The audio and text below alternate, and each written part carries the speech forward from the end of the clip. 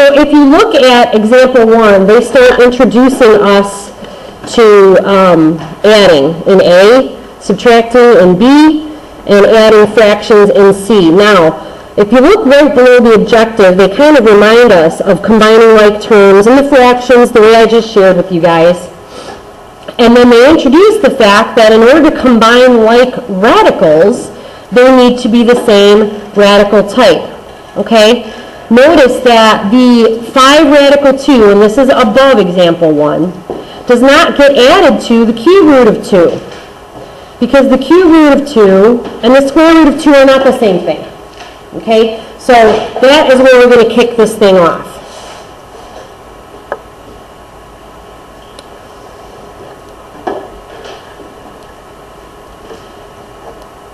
Okay. You might think to yourself, okay, so the result is the square root of 106. No, not true. Okay? You cannot add together unlike radicals. In order to simplify this further, you have to first try and create the same base, the same denominator in the words of fractions. The same radicand is the word to describe what's under the radical. So if I take that and factor it into 4 times 2, and if I take this and factor it into 49 times 2, I have found that this is a perfect square, the square root of which is 2. Okay? And that's a perfect square, the square root of which is 7. Okay? Now think of the radicals like a variable. So 2x plus 7x equals 9x. Okay? That is the rule as to how that works. First, factor to identify a perfect square. If you're lucky, you will then end with 2 things that are the same item type. You combine the number that precedes them, like the coefficient in an algebra problem precedes a variable. Okay? Same idea. Same for B. As much as I would love to simply subtract 81 minus 24, I can't because they are not the same thing. They're both cube roots, yes, but they are not both the same cube root or thing under the radicand. Okay? Or the thing under the radical. So let's identify some perfect cube factors. 27. Oh, it's got it in there. Beautiful. 27 and 3. Lucky for us, 27 is a perfect cube. 8 and 3. 8 is a perfect cube. The cube root of 27 is 3, leaving us with 3 cube root 3. The cube root of 8 is 2, leaving us with 2 cube root 3. And now I'm going to subtract it just like I was subtracting a variable. 3x minus 2x is 1. Okay? Now, this item, this number, that 1 that precedes it, is really not necessary. The norm is not to write it when it is a 1. Okay? Just like you don't normally write 1x, you write x. You don't write 1 preceding whatever your radical term is. Okay? Letter C. Fractions, that's okay. We can make that work. Radical square root of 32 thirds added to radical square root of 2 thirds. Okay, what can we do to find something that will allow us to eliminate the radical in the denominator and somehow then make them have a common term? Well, the first thing I'm going to do is I'm going to separate this like that and like that. Okay? If I multiply both pieces by 3, then I'm going to end up with square root of 9 under here. Okay? I'm going to end up with the square root of 9. So 32 times 3 is radical 96. over radical 9, which you all know the square root of which is 3. Okay, I multiply both of these, okay, by radical 3. Okay, I end up with 2 and 3 radical 6 over radical 9. Now remember, we're combining here. So the square root of 9 is 3. Now, they are the same type of thing, okay? But can we combine radical 96 with radical 6? No, we still have a problem. Even though we now have a common denominator, you still have to deal with the fact that the radicals on the top aren't the same, okay? I can't combine these the way they sit. So not only did I need to get a common denominator just for the normal world, and you had to get that radical out of there, I also need to find a way to make these both have the same variable, so to speak. You know, I keep using that terminology in the hopes that that'll work for you. This becomes radical 16 times radical 6 if I factor it. Okay? Just like we did up above, we factored it till I found perfect squares.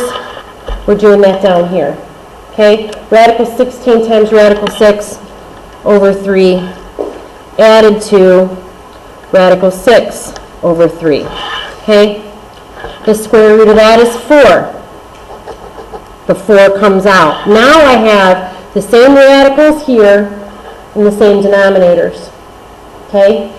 4 radical 6 plus 1 radical 6 is 5 radical 6. All of that over 3. Based on all the rules, I'm done here. I can't break this any further into a perfect square. And there is no radical down here. If you remember from the previous lesson, you can't have a radical in the denominator, which is why they use the term rationalizing the denominator. Okay, now what they're going to share with you in example 2 is a little bit of multiplication, and then what do we do thereafter? Well, the steps that we've just used here are continued. We're just adding a little bit of detail here. So we're going to get started with example 2. If you look at A, we're on the top of page 271, it says radical 6 multiplied by the sum of radical 2 and radical 3. Well, this is kind of like saying 3 times the sum of x plus 4. Okay? This statement is like saying this. And you would say to me, Mrs. Myers, I can't combine the x with the 4, but I can distribute the 3 over both of those pieces. 3x plus 12 would be my end result, and I would say, can you combine those any further, or can you simplify it any further? No, of course you can't. That's the end. Well, here we're going to start quite similarly by looking to see, can I combine these? No, they don't have the same radical, not the same type. Can I simplify them so that they do have the same type by factoring? No, they're prime numbers. But I can distribute my radical 6. Remember, I briefly mentioned that multiplication doesn't share the same rules. You can multiply unlike by unlike, and you do end up getting the product of those two numbers. Okay? Radical 12 and radical 18. Okay? So here we were after we distributed in the algebra scenario. Here we are now after distributing. And you might say to yourself, well, we're done. Well, I would agree as long as we can't find any perfect square factors, which I know is incorrect. I can factor this into 4 and 3, and that's a perfect square. Just like I can factor this into 9 and 2, and that 9 is a perfect square. The square root of 4 is 2. So this term becomes 2 radical 3. The square root of 9 is 3. So this becomes 3 radical 2. Now you're saying, but Mrs. Myers, that didn't get me anywhere. I'm still looking at things that aren't combinable. That is true, but this is the simplest form of this. Okay? They're looking for this. Now, it would have been nice if they both had the same item under the radical. We could simplify it one more step, but we can't. Okay? So we distributed. We found perfect square factors so that we could find the roots. Pulled out those roots. Searched for another opportunity to combine. But like up here, there's nothing more we can do. So that's your final answer for A. Okay? B, again, we're going to get a little bit tricky with this, but once we break it up, it won't be too bad. Okay, so we've got the sum of radical 21 and radical 15 divided by radical 3. Okay, well, more easily seen is radical 21 over radical 3 added to radical 15 over radical 3. Okay, if you break it apart, it's going to be easier to solve. Now, the first thing you want to say to yourself is this reducible? Okay, this is the same thing as that. And this is the same thing as that. Okay? Can we simplify 21 and 3? You bet. Radical 7. Can we simplify 15 and 3? You bet. Radical 5. Okay? Is there anything else I could factor? Nope, that's a prime. That's a prime. So that's your answer. You cannot go any further. Look out for opportunities to do this.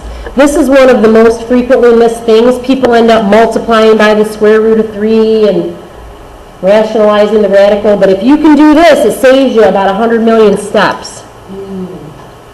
Okay. We are doing 1 through 33.